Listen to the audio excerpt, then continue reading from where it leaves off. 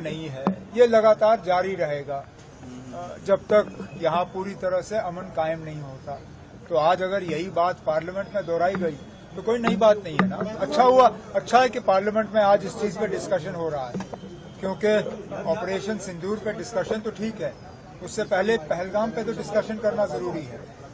और पहलगाम के डिस्कशन में जो हाल ही में एलजी साहब ने ये कहा कि जरूर इसमें लापरवाही हुई है, इसमें इंटेलिजेंस और सिक्योरिटी की फेलियर का जो है हाथ रहा है, तो उस बात पे भी पार्लियामेंट में बात होनी चाहिए कि आखिरकार अगर इंटेलिजेंस का फेलियर रहा, अगर सिक्योरिटी का फेलियर रहा, तो उसके लिए किसको जिम्मेदार ठहराया गया।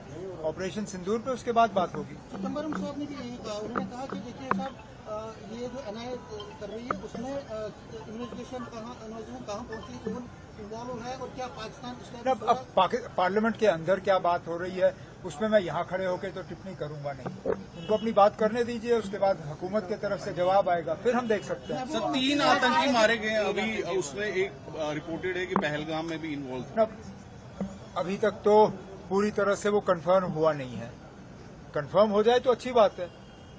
जिस दिन से पहलगाम का हमला हुआ 22 अप्रैल से, उस दिन से आज तक हमारे फोर्सेस जो हैं, चाहे पुलिस हो, चाहे पैरामिलिट्री हो, चाहे आर्मी हो, इनके पीछे हम लगे रहें।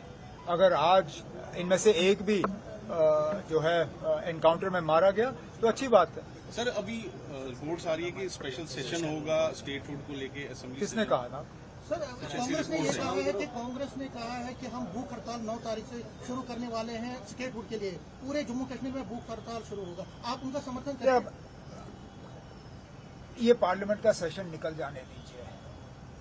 हम तो उम्मीद कर रहे हैं कि इस पार्लियामेंट सेशन में हमें कुछ मिलेगा, नहीं मिलेगा तो उसके बाद हम बात करेंगे। पार्लियामेंट सेशन के चलते चलते तो मैं कम से कम अभी फिलहाल हड़ताल नहीं करूंगा।